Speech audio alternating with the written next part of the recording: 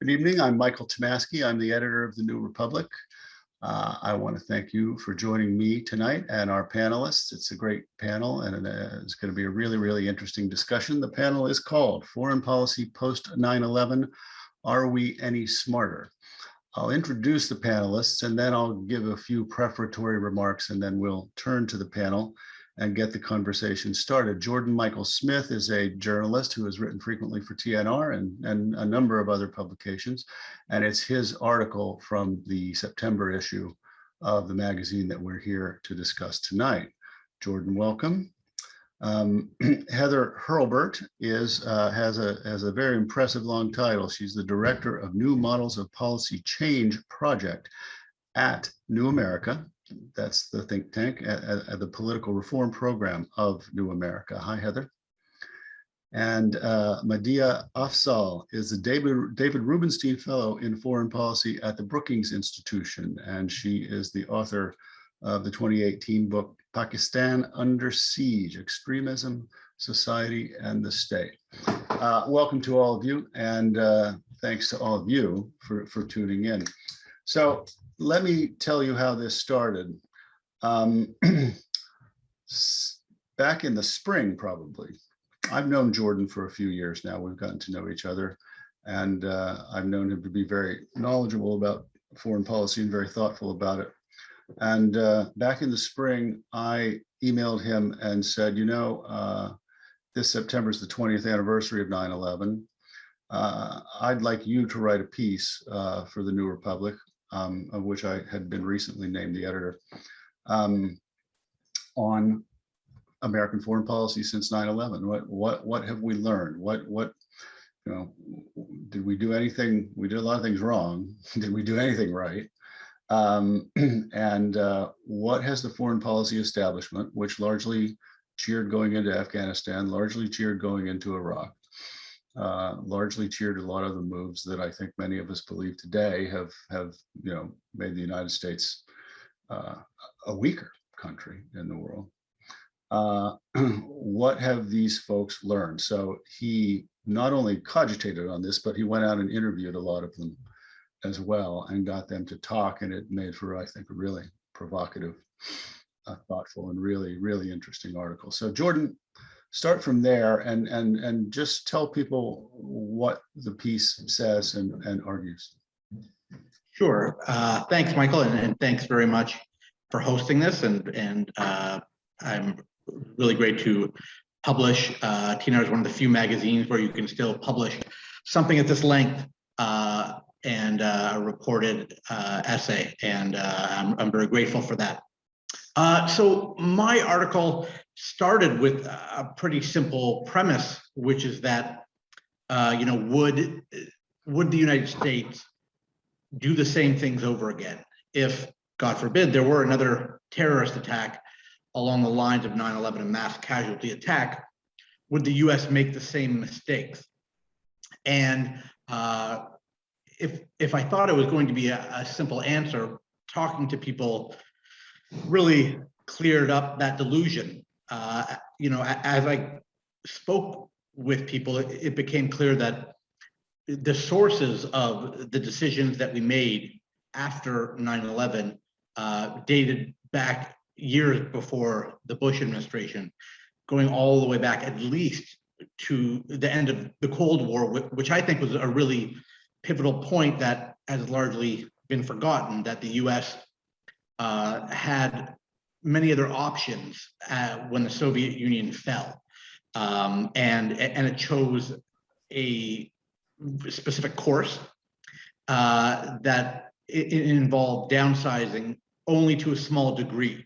And given that, as I say in the piece, the national security state had been constructed to confront and defeat the Soviet Union, there would have been something to be said for downsizing much further, because having such a massive military without any peers, without any real rivals, is very tempting for a country.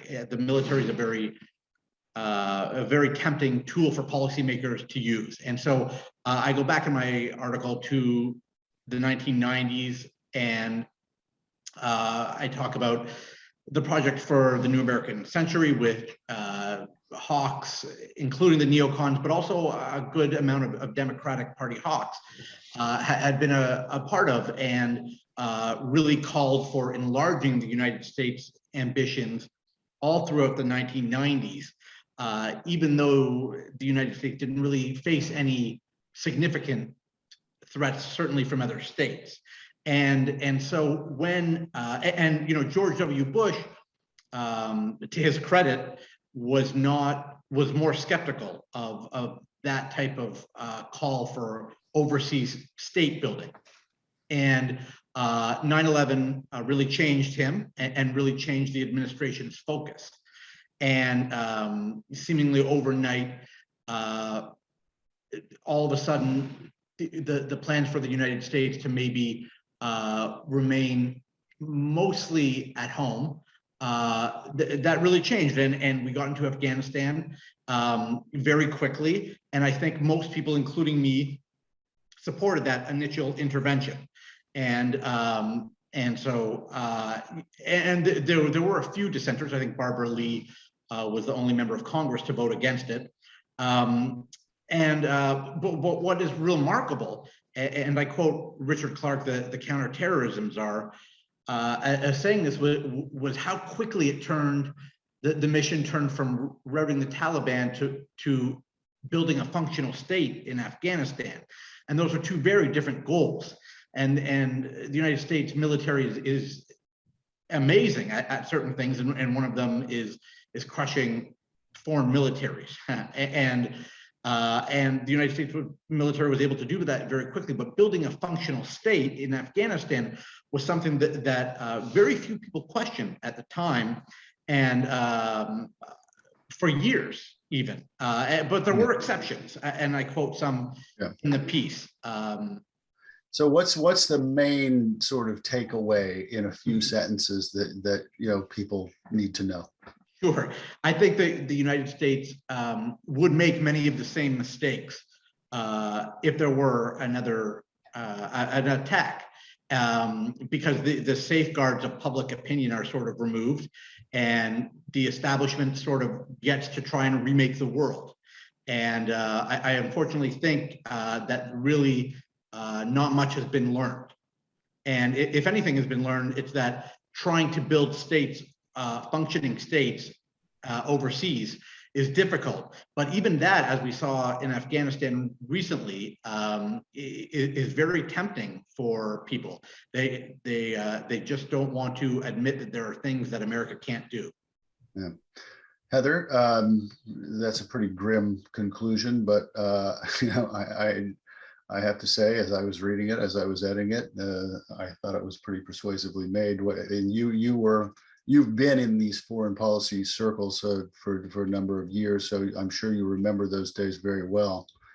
Do you think that we would probably make a lot of the same mistakes again, or not? Thank you very much for having me. And thank you, Jordan, for writing this article. I confess, as we got closer and closer to the anniversary, I found myself less and less wanting to write about it. So I'm enormously grateful to the people who did as much work and as much thinking as you did, and left Madiha and me the much easier task of just reacting to it.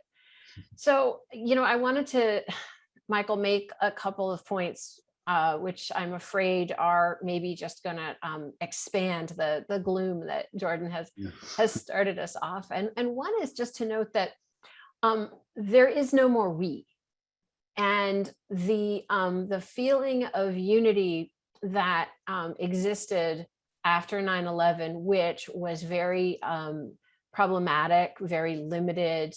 There's been a lot of good talk this anniversary, I think finally long overdue, about the enormous suffering that befell the American Muslim and Muslim adjacent community in the weeks and months after 9/11, which was left out of the history for a long time. But setting that aside, many Americans experienced a feeling of disappearance, of partisan differences, and a feeling of being able to be proud together of the heroism of folks on the day, and of being called to serve in various ways. And you just can't imagine, I mean, really anything short of aliens showing up.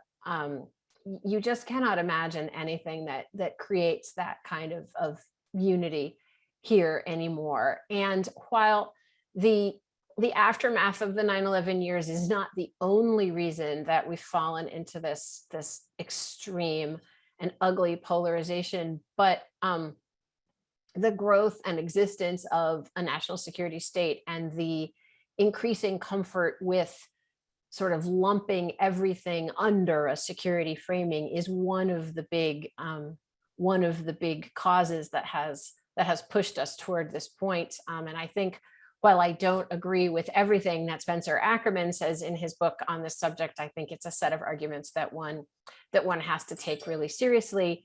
And so the couple of other things I want to say, it's we'll spend a bunch of time here, I think, talking about the presidents that we've had since 9/11 and those maybe immediately preceding, but you can see traces of this in the response to Vietnam and even earlier.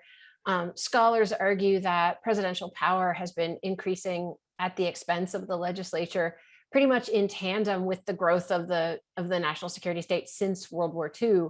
So in a way, we should have known that if we took these really exponential steps, we would get exponentially more powerful and more problematically powerful presidents. So, you can't blame all of it on George W. Bush.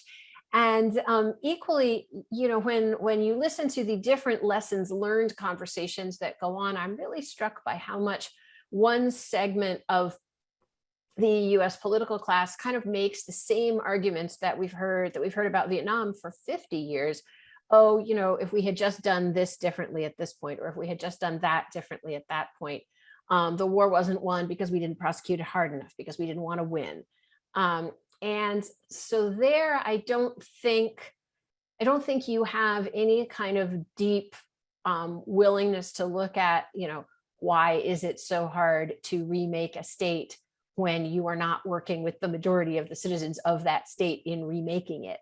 Yeah. And I guess the other sort of point to make right off the bat there is that what we've spawned instead is this kind of mirror image culture, where you have a swath of the right saying, oh, if only Obama hadn't done this, if only Biden hadn't done that, if only we'd kept the Bagram Air Force Base, whatever little this or that it is.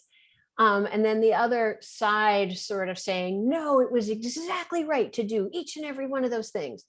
And you have a kind of dialogue of the deaf between the war is a great instrument of policy party and the end endless wars party.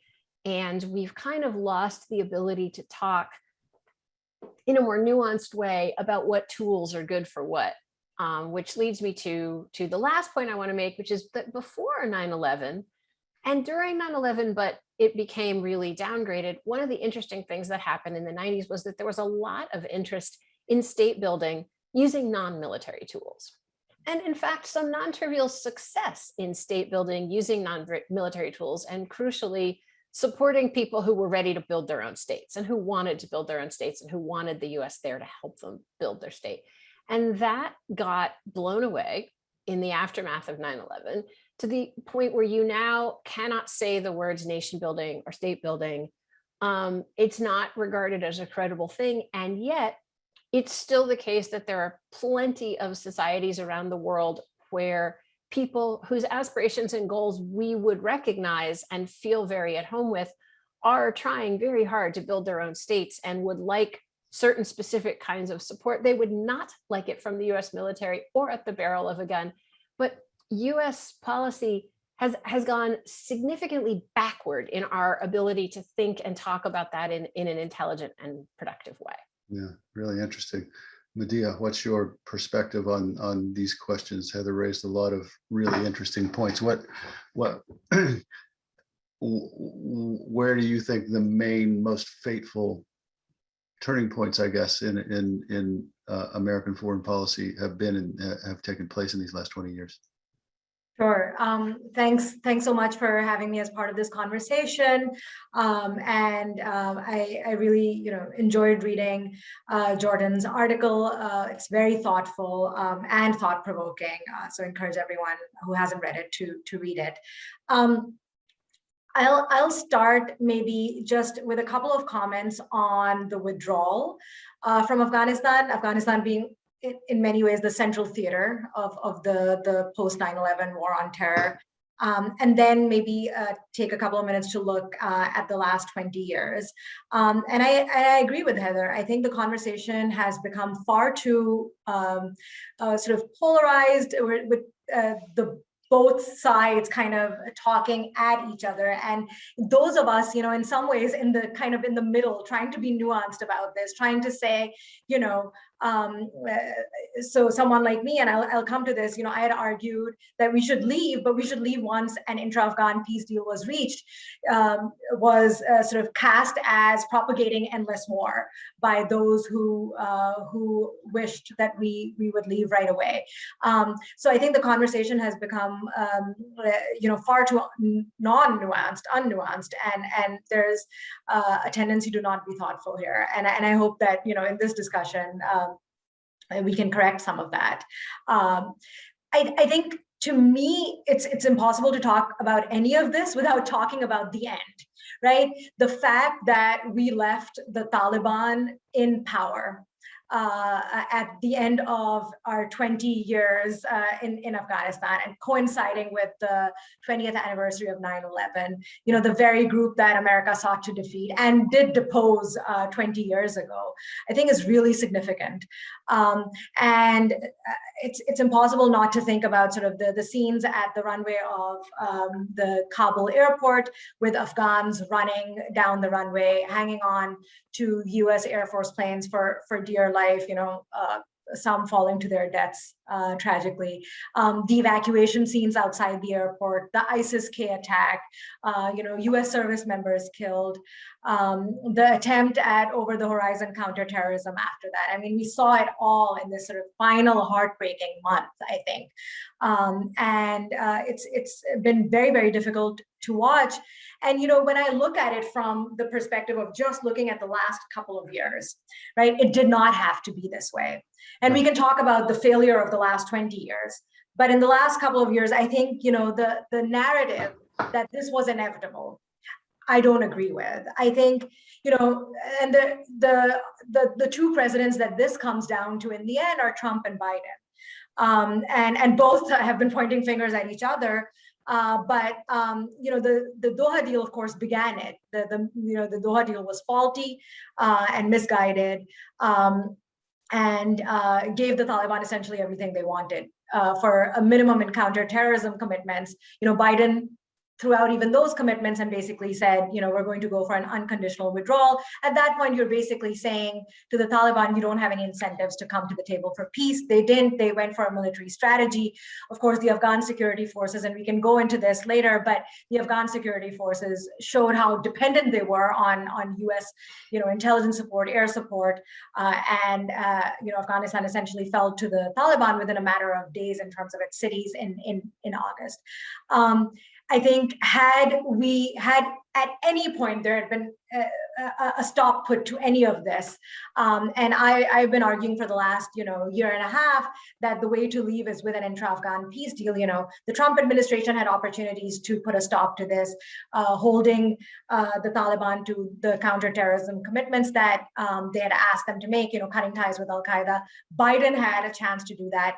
Neither of them did. And essentially, the manner in which the war ended has really become an indictment of the war.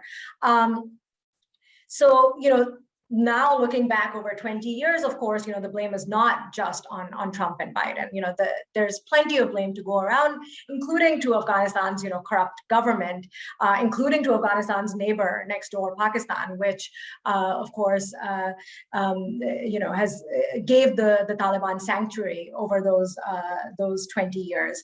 But I think when we talk about Bush beginning the war, George W. Bush beginning the war, I think it's misleading to, the Biden administration has sort of had this narrative, well, we went in for counterterrorism and then there was mission creep and we started nation building. But that's not quite right, because once we went in to we routed the Taliban, nation building in some ways became essential, because you've routed the government or the regime that was in charge of the country, and now you have to build that functional state. So what was the option there? At that point, if the Bush administration had negotiated with the Taliban, I think that was the only option to prevent, the 20 years that followed. But of course, there was, confidence, overconfidence, hubris for some at that point in time. And I think, then there are mistakes that Obama made in terms of, the surge. But I think we can go back over the last 20 years and point to each president and mistakes that they've made. But in my view, I'm sort of that school of thought where I think this might have been salvageable at each point, but each president made strategic errors that led us to the situation where we're now in, where at this point, yes, the homeland is more secure. So in that sense, counterterrorism, the US's counterterrorism goals have been accomplished. But if we think about, how are we leaving the region is certainly no less insecure, right? So there are terrorist groups proliferating in the region. And then if we think about narratives in the region, in Afghanistan, people are, just to put it quite simply, very upset at the manner of the withdrawal. If we think about, the 1990s, right? Thinking about how the US kind of leaving the region in the 1990s spawned this narrative of abandonment in the region. That was after a covert war, right? This has been, 20 years of an intervention, and the way that the US has left is certainly going to spawn narratives that are going to be harmful to it. So, I think in some ways we're going to look away at our peril, but we have in many ways succeeded in making, again, the homeland more secure. The region is another matter, yeah. and that may pose a problem in the medium to longer term. Yeah, I want to talk about this question of limits on United States power, limits on the United States' ability to act positively in the world. Now, some people would say it's de facto impossible because the United States is an imperialist nation. I don't quite believe that, but I'm certainly not in the Tom Cotton caucus either by any stretch of the imagination. There's a lot of space in between there where there are interesting debates, and have been interesting debates over these last 20 years, about whether, what the United States can do in a situation where there are people, as Jordan mentioned earlier, where there are people who are struggling for democracy, who are struggling to live in a secular society, are struggling to live by the values that we live by, or purport to live by, at least in the United States. And, we kind of naturally want to help those people. I'm thinking here chiefly of Syria in these past 20 years, in 2011, 2012, 2013. But in reality, can the United States go into a place like Syria and make it better, or are we just going to make it worse? Jordan. I am very skeptical that the United States can intervene in a place where there is a civil war and make a positive difference. Now, there are exceptions. I think the Balkans is the most arguable one, where in the 1990s, the United States, did help put an end to Serbian atrocities. One thing that's crucial to remember, though, is the United States at that time, in addition to not putting in ground troops, was not fighting a multitude of other wars at the same time. And this is really crucial. When the civil war in Syria began getting underway, the United States was already losing 2 other wars nearby. And this idea, and I guess you can add Libya to that as well. So, 3 conflicts that the United States was failing at. And so this idea that the United States has limitless ability to reshape countries, that its power, even its attention span, in terms of the president and members of Congress, although they don't have much to do with foreign policy, but that there's going to be, it's going to have a positive impact. I'm just extremely skeptical that the United States can make a difference. Now, theoretically, could the United States make a difference in a different country at a different time under different circumstances? I think so, but I think I just don't think Syria was one of them. Can I jump in on this, Mike? Yeah, please. Yeah, so just first thing to say is I was in government at State Department in the White House for the latter part of the Balkan Wars, and just a reminder that we did have ground troops in the Balkans, not nearly as many as we had in Afghanistan and Iraq, but we did have ground troops.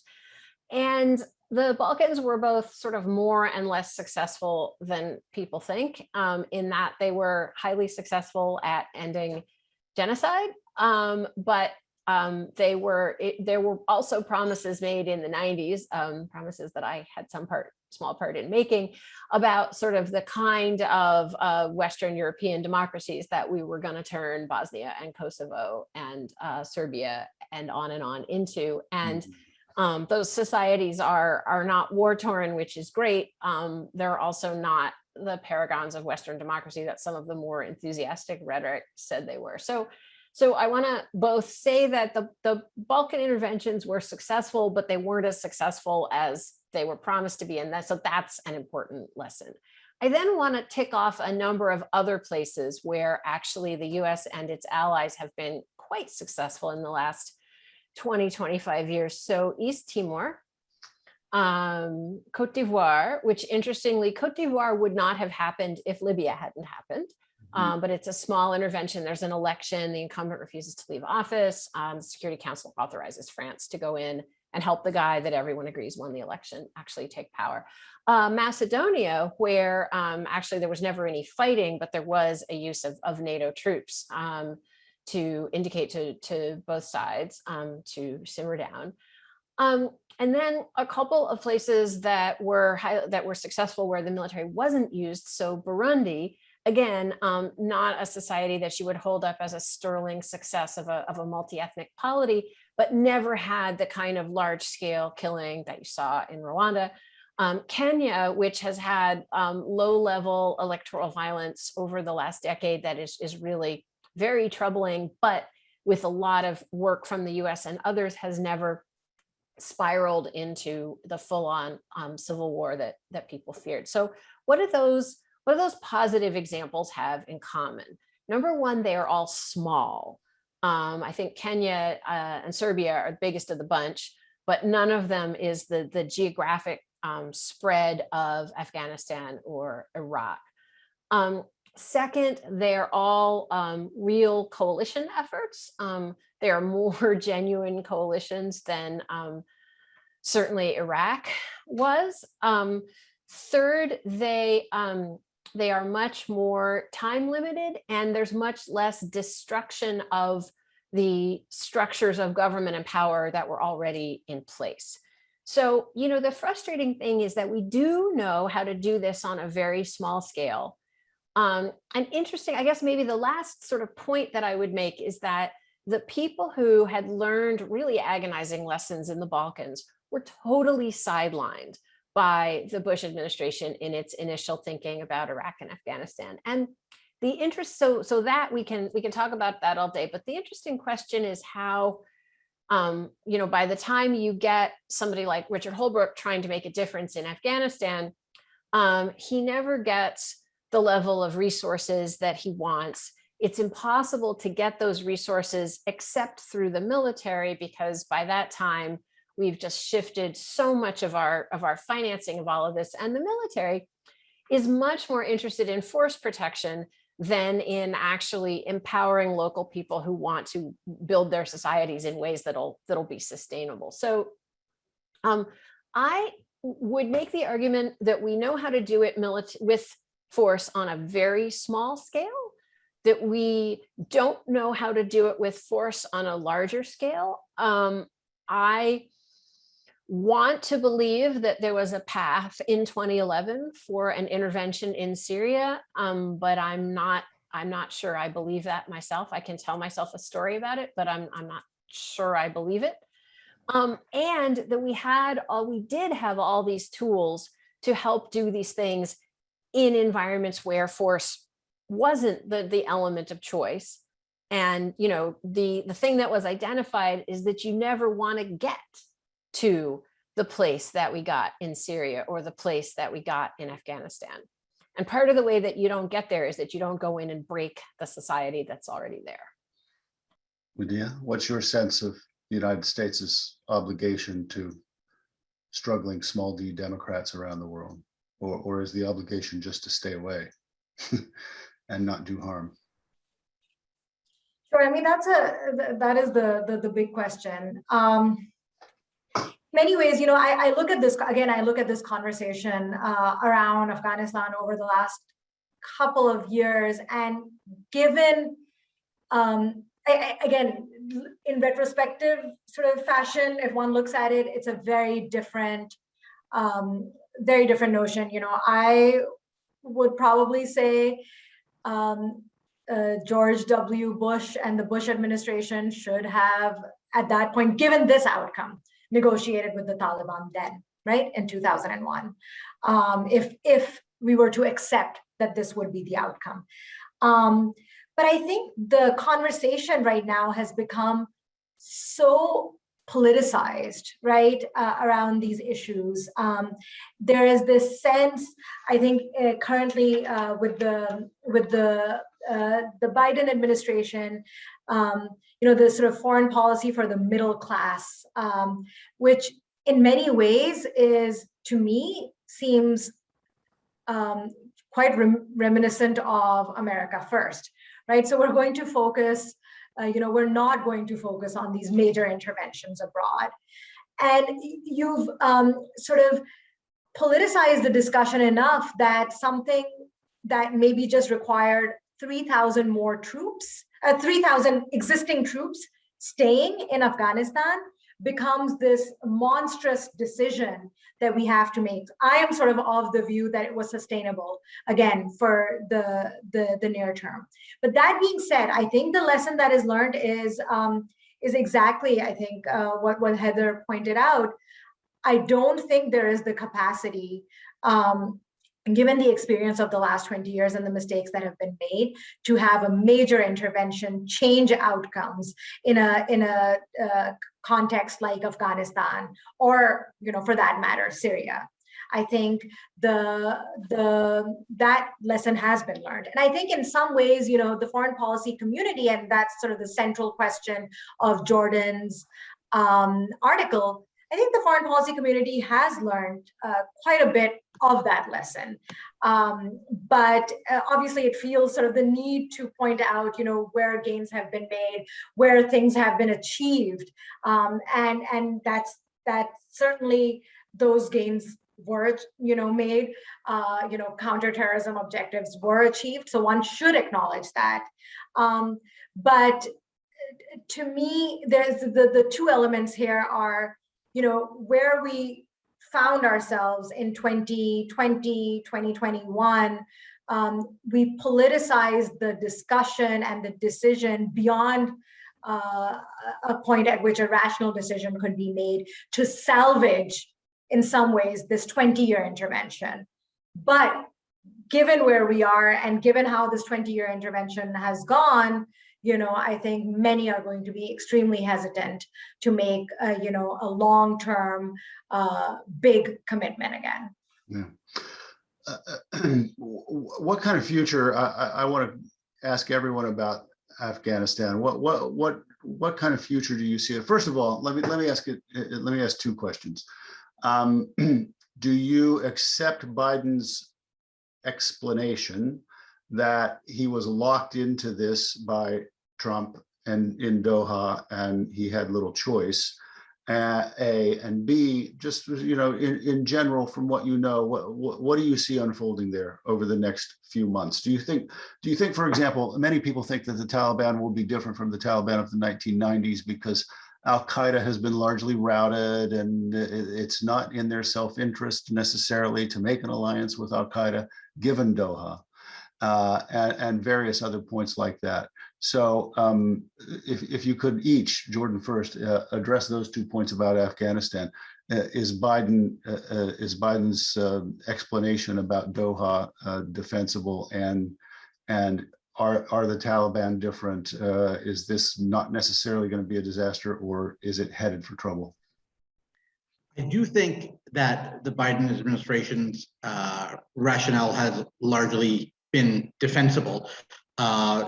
And I do think, especially that the Taliban, there's a good chance that the Taliban have changed and learned a good lesson, and Al-Qaeda is very different. That is to say, I think that the United States' strategic posture in Afghanistan is in a better position than it was in 2000, let's say. And so I am not optimistic about the life for Afghans over the next few years. I think that it's a terrible tragedy, what is happening and what will continue to happen. I think from the United States' narrow interests, I think that they were right to get out, and that you know, that we'll be better off for having left. So where I think Biden is right is that the Taliban had cut back dramatically its attacks on Americans while Trump was negotiating with them. So the deaths of Afghans were continuing to go up over the last couple of years. So for Afghans, it hadn't gotten less violent, but for American troops, it had. And so some of the argument around, oh, we could have stayed, is based on misleading numbers, based on this kind of quasi ceasefire that the Taliban saw that it was in its interest to kind of let things simmer quietly while the Trump team negotiated. And I think, unfortunately, that means that for Biden to say, you know, we're going to walk away from this deal entirely, or we're going to suspend the withdrawal entirely until we get an entirely different deal, which, to be clear, he would have pretty much had to go back to the drawing board and say, we repudiate just about everything that the Trump administration has agreed to, given that it started with not including the Afghan government in the talks. So there, I do think that that Biden was really over a barrel, that he couldn't walk away without a significant uptick in violence directed at Americans. And here is where I have to say, and I don't like this as an internationalist who thinks that all human lives have value and that human lives don't have greater value depending on where they're located.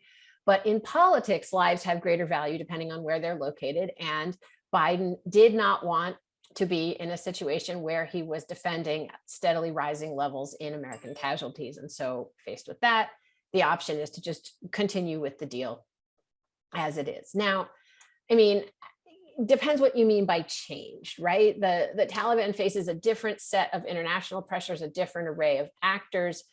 Is it going to try to do some things to get international aid?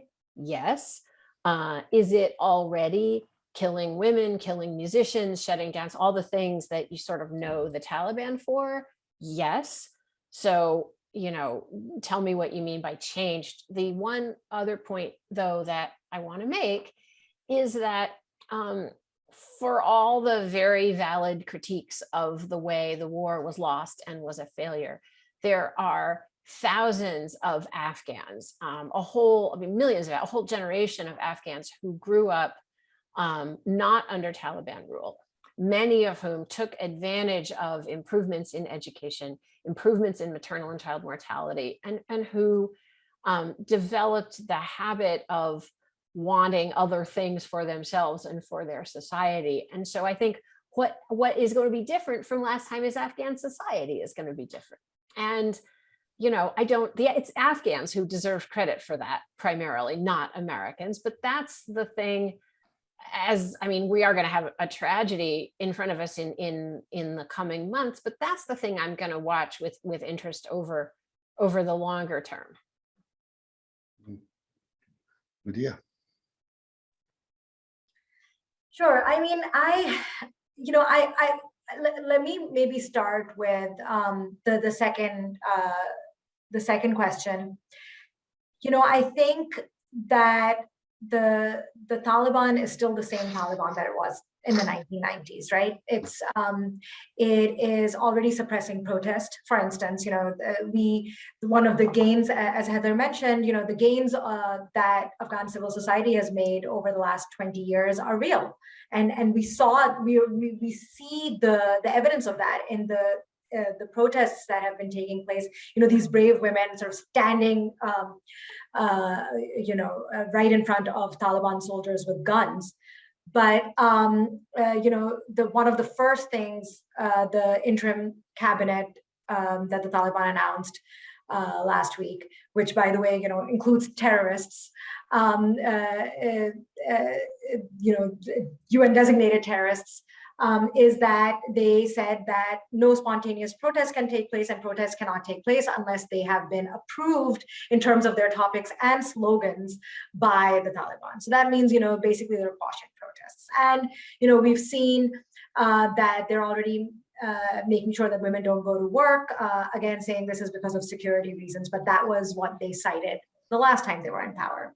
So yes, you know, they have sought international credibility, and they have achieved international legitimacy, and they got a great deal of it just because of the US Taliban deal signed in Doha last year. And then, of course, you know, they've visited China, they've visited Russia, Iran, so on. They visit Pakistan, all the time, and have sort of seen this kind of reception that has been obviously very different from the last time they were in power. They were only recognized by 3 governments, one of them being Pakistan. But I think a lot of what they are saying, you know, so their rhetoric is one thing and what they do is another. And once the glare of the international media withers, and it is already withering, right? We are going to see a very different Taliban. So I don't see much that is going to be different at all for Afghans in the country. And of course, so many of them have already left, you know, and so that the fact that there were these gains made over the last 20 years, and yet so many of those very people had to be evacuated and leave, is extremely disheartening and heartbreaking.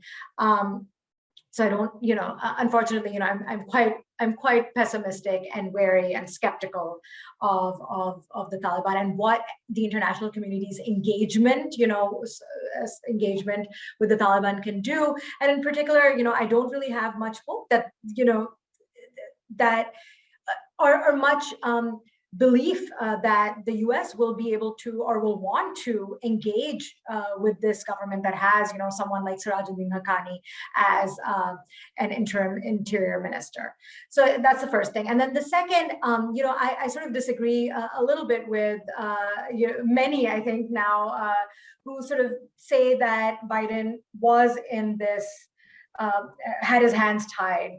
And I think there was a window of opportunity to take the faulty Doha deal and basically say and sort of own the narrative on that and say, look, the Taliban has not cut ties with Al-Qaeda. And that is one of the conditions of the deal. And this is not a unilateral deadline. May 2021 is not a unilateral deadline for for the US.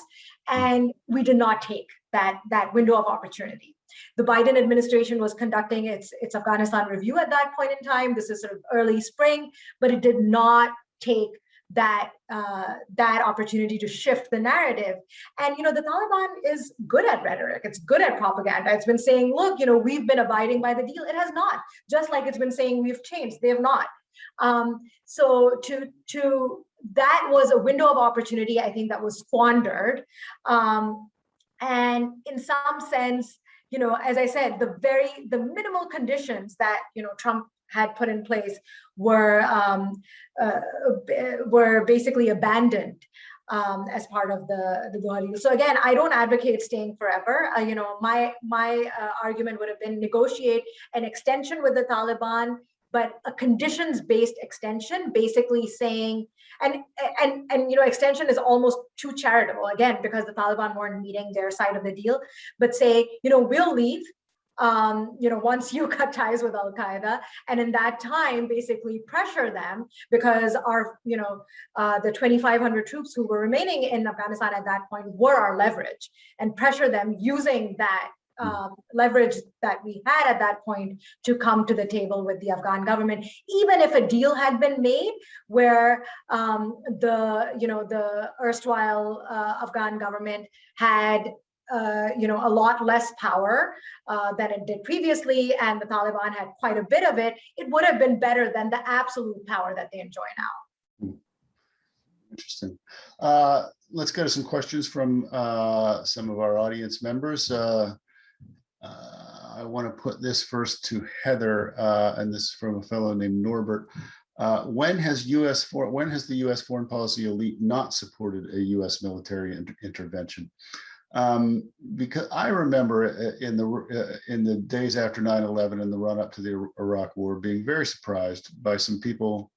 I opposed the war, and I remember being really surprised by some people who I assumed were going to oppose the war, who supported it. And there was this kind of group think, peer pressure thing that goes on in any group, wasn't there? And can that be avoided, like ever? Yeah, so I reminisce from late 2001, 2002, that I was in the process of writing an article for one of the New Republic's sister magazines. Mm-hmm. And I came under about Democrats and national security policy. Uh-huh. And I came under very heavy pressure from the editor to say that going to war in Iraq would help solve the Democrats' national security problem. Oh. And I said, no, I don't think that's right.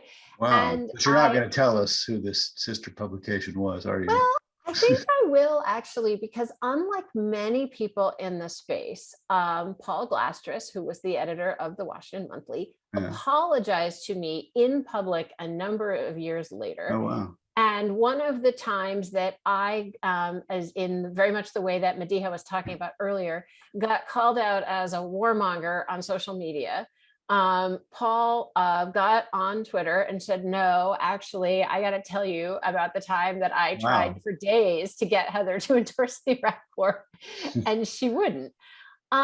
So yeah, but actually, the other thing that the question made me think of is, if you remember the early 90s, right, before the Balkan Wars, and of course, before the Iraq Wars, and during the presidency of George Bush Sr., you, of course, famously remember the Secretary of State going to the Balkans and saying, we have no dog in this fight. Yeah. And the sort of immediate post-Cold War, that wing of the Republican Party was, they were the folks, they were perfectly happy to invade Iraq to liberate Kuwait, mind you, but looked at the Balkans and looked at the idea of responding to ethnic cleansing and genocide and said, nah, that is not our problem. So there have, and of course, there's a reason that FDR took so long to get into World War II, and that is that large swaths of the United States, including large swaths of the American elite, were opposed for all kinds of reasons, some of them economic, some of them, shall we just say, cultural. So actually, the period that we've just lived through, where it was vanishingly hard to fill a Zoom screen full of people who felt comfortable saying in public that they thought a U.S. military intervention was a bad idea, that's a bit of an anomaly in U.S. history, and I think there's some reason to think. I'm not sure in the immediate future, but in the medium term, we're gonna have moved past it. I would also, having said something about the Washington Monthly, I would sort of be remiss not to recall that the New Republic was a major pro-war organ at that period. Yeah. Guilty. Not me. Not me. I was at the American Prospect at the time, and I was against it. But in fact, I debated Peter Beinart in Slate, and if anybody wants to go look that up, that was kind of a fun little thing. And Jordan, Madiha, you have thoughts on this question to share? Yes, I can imagine. The United States has different factions, and one of those factions in the Republican Party is, as Heather said, not just skeptical of nation building, but it's downright xenophobic. And it's one thing to say the United States does not know how to build functioning states in other countries. It's another thing to say the rest of the world is hellish and trying to screw us, and the United States, we can only trust ourselves. And I think that is a faction within the Republican Party represented by Donald Trump, and that.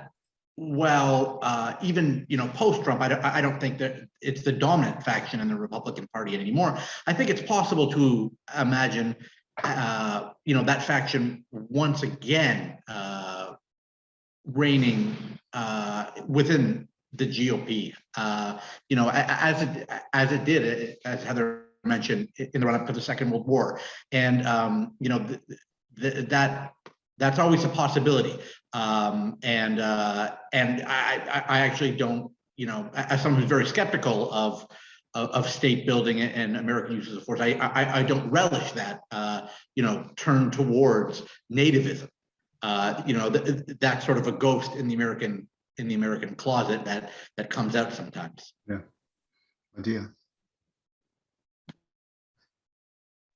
Sticking with the original question, of when, can you repeat, Michael, the original question? Oh, when has the American foreign policy establishment ever not endorsed a military intervention? Sure. I mean, yes, I agree. In some ways, I think the last, especially if one thinks about the last 20 years, but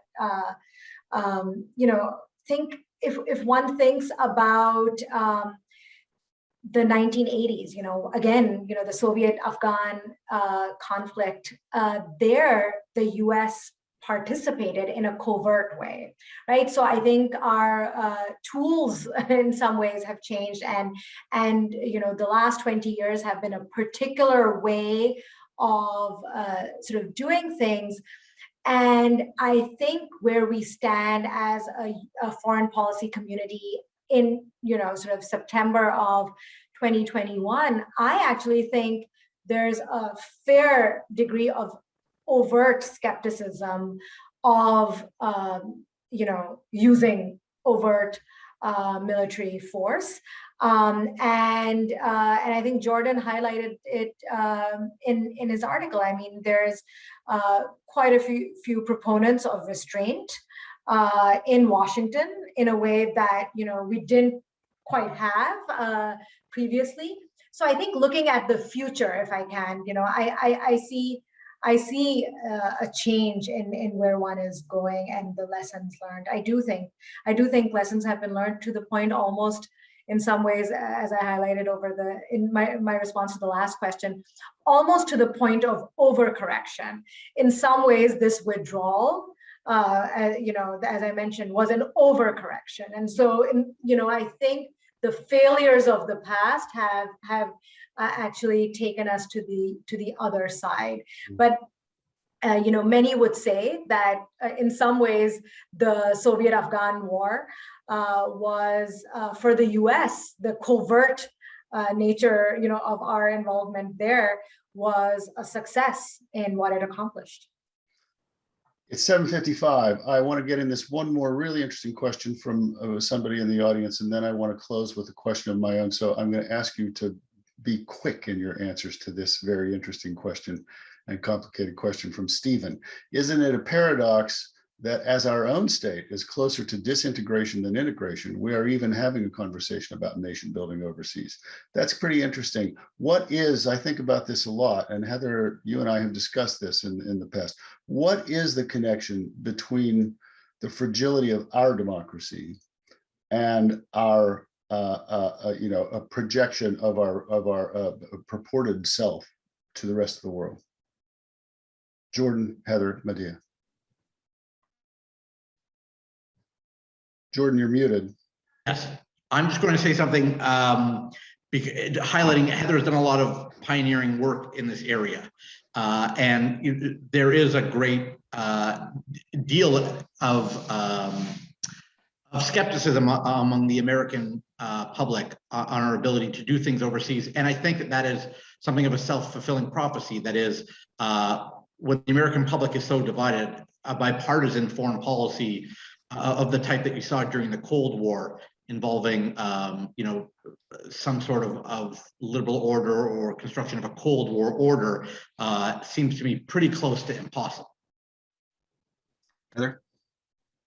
Yeah, so as I said earlier, what are very visible failures overseas and our need to compensate with those failures with ever more strident rhetoric about safety and security, and the temptation of mostly the Republican Party, but not always and not only the Republican Party, to couch everything in terms of insecurity in order to chase after votes, has contributed enormously to our democratic decline and to the rise of white nationalist extremism and the things that do make us now very unsafe at home.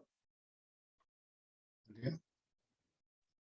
I mean, I'll take it from the opposite angle. Yeah, I think what happened on January 6th, the January 6th insurrection, the response to that worldwide, right? Sort of the shock at the scenes unfolding at the Capitol, really sort of this idea that the US should be focusing more at home. And I think that's, I will agree with President Biden on sort of his speech given just 2 weeks after that, the inauguration speech, which basically said, we need to focus on our democracy at home rather than, looking abroad. I think what we should take from what has happened over the last 4 years with the Trump administration, and then ending with January 6th, 2021, is this idea that we need more humility at home and take some of that to our foreign policy as well. Great. Well, that feels to me like a pretty good place to end this. Any very quick comments at the end about, just if we're in a post 9/11 period now, after 20 long years, what is the period that we're in? Like real quick, or what do you hope the period is that we're entering now? Post hegemony. Learning how to be internationalist in a world in which, as Madiha said, the rest of the world increasingly no longer sees us as the all-powerful hegemon. Yeah. Madiha?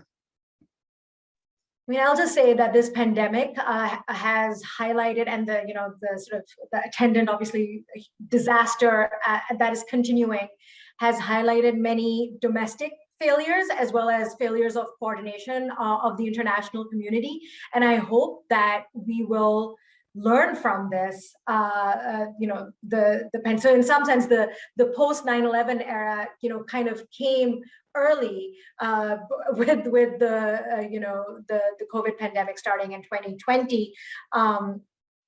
And I hope we will learn from it in how to coordinate and respond to a threat that sort of existential for the entire globe, and how we'll be able to sort of shore up poor developing countries which have been suffering as much as we have been domestically. Jordan, last word. Yes, I guess I don't think we really know. I agree with Heather very much that we're in the sort of post-unipolar era, but the shift from a Democratic administration to a future Republican administration, that shift could be so great that I'm not sure it's possible to predict yet exactly what that would look like. Yeah, so true. Folks, I want to thank you all for staying with us, joining us. I hope you enjoyed this. I sure did. I learned a lot. Interesting discussion. Jordan, Michael Smith, Heather, Hurlburt, Madiha, Afzal, thank you all.